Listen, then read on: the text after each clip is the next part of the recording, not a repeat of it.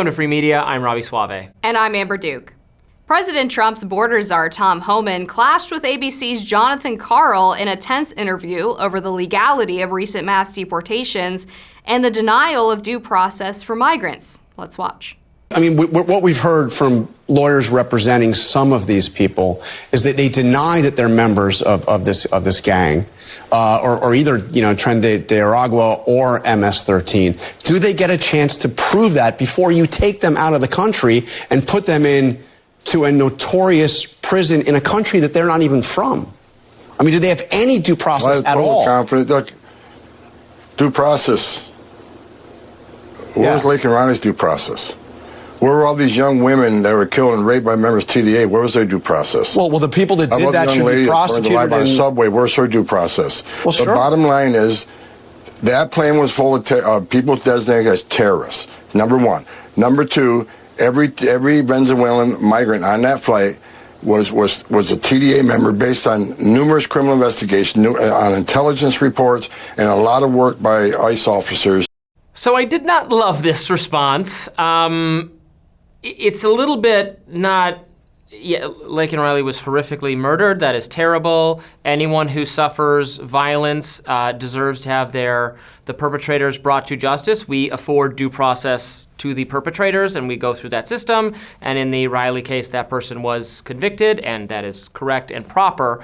But it starts to sound like, oh, so you're with the terrorists if you think we have to do things procedurally correct to make sure the people we are deporting are actually illegal immigrants associated with gang activity. The due process is part of the way in which we determine, right, that they are people we want to deport. We're not just going to deport, that's why there has to be due process to make that determination, because I can't just necessarily trust the government in all circumstances, even if they're right most of the time. We don't want, one person to be who's an American citizen or not a member of a gang to be sent to some prison in El Salvador, even if most of the people are not, is my view. I think there's two things that this ultimately gets at. One is whether you agree with the Alien Enemies Act or not and would like to see it overturned. I assume that you would like to see that overturned because... Probably. Because I would like it not... I don't know that it should apply to this situation, I guess. Okay, that's fair. If we are attacked by if we were actually under invasion from a foreign power, yeah, and that was the second point that I was going to get into, was you either want the law to be overturned or you don't think it applies to this situation. Because in the first case, the law does grant that the president can declare a war or an invasion and deport individuals who are deemed to be part of some kind of national security threat, whether it's a terrorist organization or a foreign country that is exercising some kind of threat against the United States. Then he can deport them without due process. That's in the law. The Supreme Court has already ruled on this, that courts cannot intervene in the president's plenary powers of this act under Article 2. So then you get into, should the act apply to this situation? And this turns into a debate over whether or not, essentially, you think Tren de Aragua is as grave of a threat as Trump has determined it to be. And I think it's easy to say that Tren de Aragua isn't a big deal because they're not literally waging war on the United States with missiles and bombs. But if you're the person who lives in the apartment complex in Aurora, Colorado, or you're one of the 3 waitresses in Chicago who was dragged into an alley and murdered by members of the Tren de Aragua gang, that argument probably rings a little more hollow. Well, but those people, right, can be prosecuted under the norm, and then if they're being prosecuted, they're going to be subject to due process no matter what. And it can be upheld. I'm not really making a legal or a constitutional argument. I mean, like the detention of what Japanese Americans was ruled constitutional by the Supreme Court. I think it's still a stain on American history and not something we look back on fondly. So even if it is the case that it passes some kind of muster, I don't think it's philosophically good. Again, even if the majority of the people deported are certainly deserving of that, I still want to make sure before that takes place that we're really sure and they have an opportunity to demonstrate that they are not a member of this gang or are not even illegal immigrants. As now there's been a couple cases reported in the news of someone who probably should not have been deported, having been deported. I know Venezuela is saying that these are not actually, a lot of them, Tren de Aragua members. Now, I'm not trusting, I don't trust automatically what the government of Venezuela says.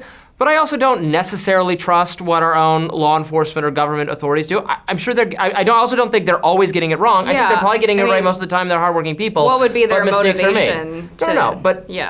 Because people screw up. People in power screw up. I mean, as they were trying to deport this Columbia student, the initial one, Mahmoud Khalil, like they clearly thought he was on a student visa until they actually detained him and found out, oh, actually he has a green card, which maybe makes this moot. Now they're trying to come up with some other legal justification to do it, but they didn't have their facts straight when they did it. So they do screw up. And that's what I worry about in this case, because once they're in some foreign prison in El Salvador, it's going to be really hard to make it up. And again, it gets back to whether or not you think that this is as severe of a threat. But I do think it's severe. I think we should deport people who are part of Tren de Aragua. Absolutely, I agree with that. But this is essentially. But I want to be sure before they're on the plane leaving the country and that they've had a reasonable opportunity to demonstrate that they are not part of that So I would group. throw out two analogous situations, and one is your typical expedited removal, not under the Alien Enemies Act, is pretty comparable to what's happening here. They get a very quick hearing where not much evidence is presented, and effectively they have less due process than a typical deportation proceeding. And then the second analogous situation would be, and this is not because I think these are exact, but solely because it helps demonstrate what the law was intended for. So if you have, let's say, members of a foreign country, they decide to drop troops on Honolulu.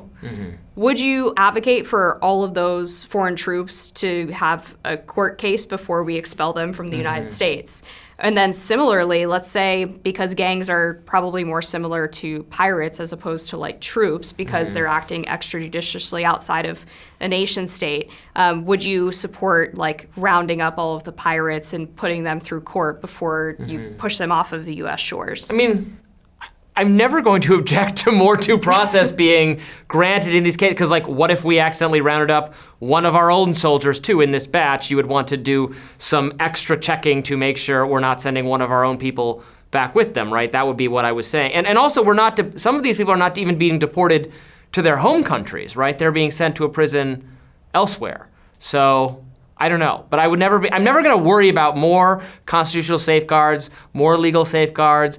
Especially if, in that case, if they're already being detained. Yes, I would not want like foreign soldiers, I guess, just to allowed to go willy-nilly. I mean, they are committing crimes, right? Yeah, I mean, the point is they should be detained, and then we should figure out what to do with them. The point That's is fine. there's certain situations where speed is really of the essence, and unfortunately, these mistakes, as you call them, collateral damage, I guess you could say, will occasionally happen, but you have to weigh, I think, the importance of speed versus going through a full due process situation in the courts, and is the threat grave enough for speed to overcome due process? I just think we've come to regret it. And I think that's a legitimate debate. Sure, well, yeah, the debate's being had, we're having it. I just think we come to regret, in many cases, tipping the scales, even a little bit, against saying, oh, this is really important, you know, whatever it is, national security, public health during COVID, we probably don't disagree on those ones, but war on terror, et cetera, you know, we get caught in this fervor.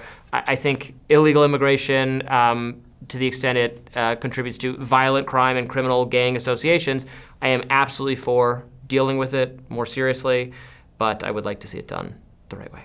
Okay. All right, thanks for watching Free Media. Stick around because we have more right after this.